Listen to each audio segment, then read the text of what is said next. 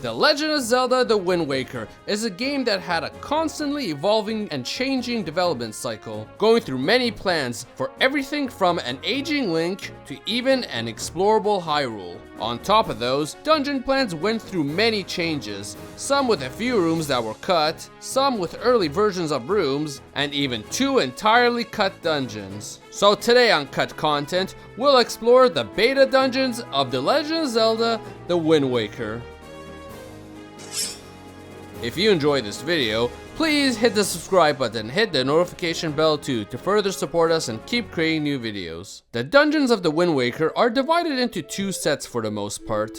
You have the first set that involves collecting pearls with the Tower of the Gods ending that set, the new set starting with the Forsaken Fortress and going into the Awakening of the Sages, ending at Ganon's Tower. Each set potentially having a cut dungeon at that, which we'll explore shortly. But going in order, Dragon Roost Cavern is what we'll look at first, which has 2 early rooms actually. The first, titled as Room 5, is an early version of the entrance. In this case, it has no intricate design here, and one of the blocks are missing. The exit here, however, seems to be further back and has a pillar in the middle. Room 16 is the other cut room, which is an early version of the room that has the boss key, looking very different as it features a bridge with lava in this one. Ground stitches are still there though. Next up is the Forbidden Woods. What we have here is an old map of the mini boss fight. While all we have here is the collision, what we can't see are that the 2 switches aren't there, and this was set to be in a closed ceiling initially. Now comes the real meat you all may be here for, a cut dungeon. First, some background. During the release of the HD remaster, The Wind Waker HD, the director of the game, Eiji Onuma, was interviewed about 2 dungeons that were cut from the game, which for the Wind Waker HD version of the game, he even stated that he didn't bring them back as they were used in other Zelda games up to that point. We'll return to this very point shortly. But with the 2 dungeons, where would these fit in the story? For one of them, the most obvious one would be as the 3rd dungeon of the game, after the Forbidden Woods, involving Jaboon. The final game story states that Jaboon resided on Great Fish Isle along with a village of people, but was destroyed by Ganondorf, leaving Jaboon to go to Outset Island, where when Link finds him, he receives Nehru's Pearl in order to complete the first trio of key items. Now, while it might be obvious, speculation alone isn't fact, even if it may appear obvious, but thankfully there are several factors that may point to there being a 3rd dungeon at this point in the story for receiving Nehru's Pearl. Being that this is likely a water related dungeon considering the first 2 already followed Ocarina of Time's fire and leaf theme, there are 2 cut water related concepts here, the first of which is an item known as the Water Boots, found within the data of the game. You can still equip him, but it has no model, and no functionality either. If this dungeon were to have Link go underwater, it's possible that this was meant to let Link sink into the water. But the Iron Boots already exist in the game, unless this was meant as an early Iron Boot. Maybe this was more for giving Link the ability to swim fluidly like a Zora. And we know Link likely would need to go underwater, as there exists the other factor, which is the existence of transparent water.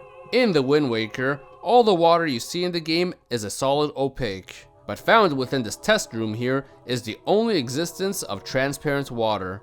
If this was to be used anywhere, it could easily have been in this dungeon combined with the water boots that could potentially let you swim through it freely. But there is also this one piece of concept art found within Hyrule Historia of a sea creature. If this was a water dungeon, this creature would make sense to appear as its boss. In fact, Hyrule Historia even calls it an underwater scene, something that may have only been possible in a place with transparent water. Now remember when Onuma mentioned that the dungeons were reused in later Zelda games? At that point, only Twilight Princess and Skyward Sword were out following this game. If we are to consider the water dungeons only, there are only 3 options: Lakebed Temple from Twilight Princess, and Ancient Cistern and Sandship from Skyward Sword. Now, considering how explicit the elements are in these first two dungeons, this would have to be an explicit water dungeon, which the Ancient Cistern isn't as much, and the Sand Ship doesn't involve much transparent water. This would leave Lakebed Temple as the possible contender of what this dungeon was. If the Lakebed Temple theory is true,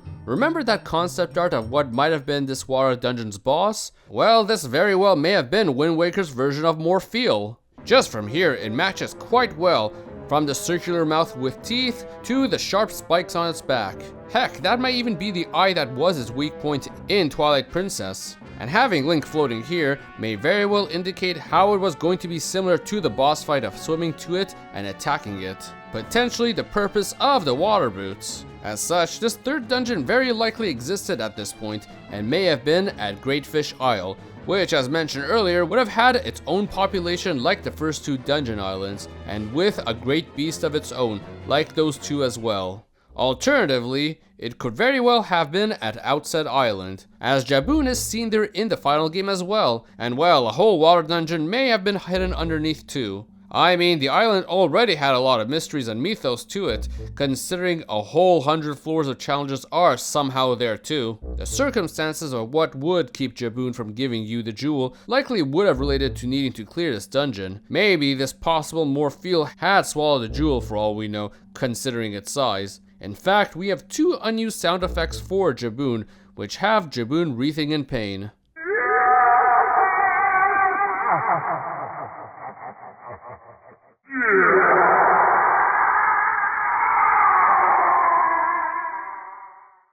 This may point to something regarding the dungeon hurting Jaboon, and thus need to be solved to reward Link with Jewel 3. Now we'll return to the second cut dungeon shortly, as I believe that is located within the second set. But returning for now to existing dungeons is the Tower of the Gods. This has a surprising amount of differences, some of which are even found within the demo of the Wind Waker, and some of these differences are very interesting. For one, on the first floor, there was going to be originally an Octorok present. They may have decided to make this a bit easier, since I imagine it probably would have been annoying getting pelleted by them while trying to work these switches here. Next are two corridors that went unused. These ones you'll notice have a different designs to the walls especially, showcasing a different design may have been planned for the whole tower at one point in fact. In this instance, one of them has a hole on the ground, with a switch that activates a light bridge. The other is a room with no hole, but with two BMOs and two statues nearby. Now, by the boss room, there were originally going to be 2 pots instead of 4. Of course, they made it easier here, so you can get a refill of arrows in order to attack the hands of our Bongo Bongo clone. Next is the mini boss room in its beta form, which uses the same brick texture of the corridor halls. The Dark Dot is still present here, along with the Hero's Bow reward too. But now here is a very strange and unique looking unused room, using the same wall textures from the corridor, which shows its age, and has the stained glass windows surrounding it, along with a massive hole on the ceiling. The stained glass windows, I guess, are fitting, being that this tower is called the Tower of the Gods after all. My guess here is that this was actually the original boss room here, considering how spacious it was, and this is only proven by what the real purpose of the massive hole on the ceiling is. If one was to go all the way up, you get to a beta version of the bell tower here, which also uses that same old brick texture here too, and looking a lot simpler next to the final game's bell tower. And honestly, both of these rooms just look so much better in the final game. Absolutely beautiful and intricate designs here that stand the test of time after all these years. But that hole in the middle leading to the bell tower proves that this was indeed the boss room, since the final game also has a hole that leads to the bell tower. But the difference here is that the boss room and the bell tower are on separate maps from the dungeon. Meanwhile, the beta ones are still part of the dungeon's maps. Boss rooms in this case are always separate maps, so shows that they were trying to keep them all together at one point. Meanwhile, the bell tower in the final game is actually a part of the Great Sea, as seen here with the whole Great Sea visible, and even if we were to come down, we can see it's not just decoration, but the real thing. The Forsaken Fortress is next, and hardly has a difference. In this instance, the door that leads to the Helmrock King battle could have been opened up with an arrow to the eye switch initially, instead of the hammer switch. Likely switched up since you would be able to skip quite a bit of the dungeon using the already attained arrow in this game. Next is the Earth Temple, which has two differing rooms here. The first being an early version of the entrance, looking quite simple in comparison, even having the hole at the top for entering the dungeon too. Now, much like the Forbidden Forest, it seems we have the collision of an early version of the mini boss fight here too, which in this case, it seems it was quite different originally. Now the Wind Temple has a few differing details here. The first is room 1 here. It seems the switch for opening the gate was missing. Wonder how they originally tried to open this up. Room 2, that large cylinder at the heart of the dungeon. The enemies like pea-hats and spinning blades appear to be in different locations in this version here. As well, details like the grass here in Makar's prison was a rock originally. On top of the windmill, there was a switch that Link could press down with the iron boots to drop a treasure chest. In the final game, that switch isn't there and the chest is already available. Easy. And a door that leads to a key normally can be accessed by just walking through it. But originally, you needed Makar to plant seeds in order to trigger it to open. On to room 3. The only difference here is the lack of the chest with the Tingle statue. So nothing of value missing. Then we have room 6, which like the other mini boss rooms we've seen, is an early version. In this case, it seems super unfinished with how it is missing all of its platforms and hookshot targets, let alone the simpler wall textures. And lastly being room 13, which was the boss room of the temple originally. This being a beta version of that, and well, we all know how the boss fight with its iconic music looks next to this simpler room. Now on to the second cut dungeon I mentioned earlier. Unlike the first one that obviously would be in place of the third pearl, this one is less clear as to where it would go story-wise. But considering both the Wind Temple and Earth Temple were related to the first two dungeons' local populace, it is possible it was going to be a trio 2 that would once again relate to Great Fish Isle or Outset Island, with the local being the Sage of the Third Temple. Now as for the Sage itself, there are some theories for it, and this depends on which location the third Pearl's dungeon would have been at. First off, to review, the two ghosts of the sages we see originally are Fado and Laruto. While Fado made sense as Kokiri's became Koroks, it was always a little jarring that the Zoras suddenly became Ritos here. My theory is that it's possible that the Zora Laruto was going to be initially the ghost stage of the dungeon, if the third dungeon was originally at Great Fish Isle. This could then mean that the population there was set to be Zoras as well, and that sage you'd accompany for the third dungeon would also have to be a Zora. Which would then mean that since these dungeons were cut out due to time constraints for a holiday 2002 release, it's possible that Laruto, who may have been designed prior to the actual Rito Ghost stage, was just repurposed to the completed Earth Temple Sage medley. Thus, the third dungeon might have been a Sea Temple, which would fit well with the whole Earth and Wind Temple motif here, as that is the Wind Waker in a nutshell. Now as for which dungeon it might have become in Twilight Princess or Skyward Sword, it's also not as clear. Popular theories include the Sand Ship, since it is a very boat-related and water-related dungeon. One other popular one is the Ancient Cistern, as it is still water-related, but also the only dungeon to also let you use an enemy's weapon, something the Wind Waker is known for. Now, if we are to go with the other theory, the original third dungeon being at Outset Island, the popular answer is Ariel as the Sage. This, once again, could have been a callback to Ocarina of Time if they went this route, as it would relate to a close person to Link becoming a Sage, as Saria did in that game. Now, who the Ghost Sage would have been is hard to say, but since she's Hylian like Link, maybe the ghost of Rauru might have shown up and revealed to be an ancestor or something. Now, we had an Earth and Wind Temple already. An alternate pairing to those two outside of the Sea Temple would be a Sky Temple. It's a somewhat popular theory,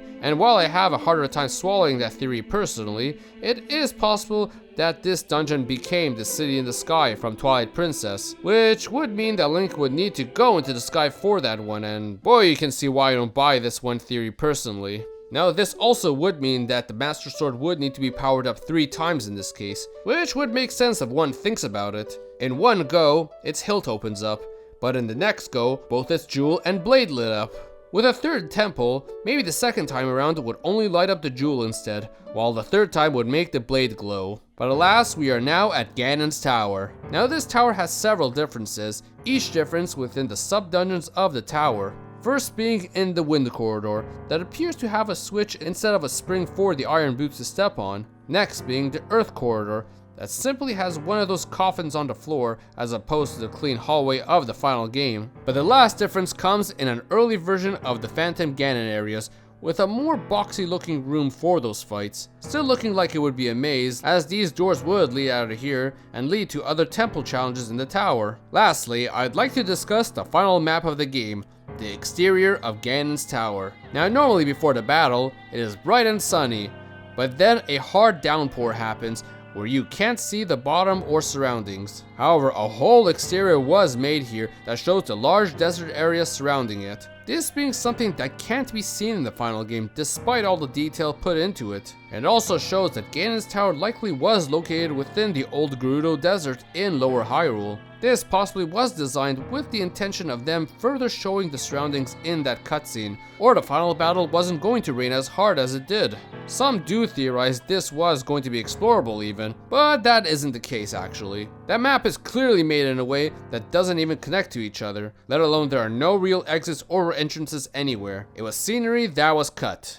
The dungeons of this game went through a lot of work to become the memorable set that we know and love from the final game. Many of these changes being to improve them drastically in both how they function to how they look. But alas, we even had 2 dungeons that were unfortunately cut and repurposed for later games. But even so, what we got were still plenty of very well made and thought out dungeons. And the Wind Waker has many maps that went through evolution like these dungeons did. All of which I plan to explore soon. So hit the subscribe button, for I plan to be back with more Zelda and other games cut content soon. Hit the like button and comment below on what your theory is about the cut dungeons. So everyone, thank you for watching.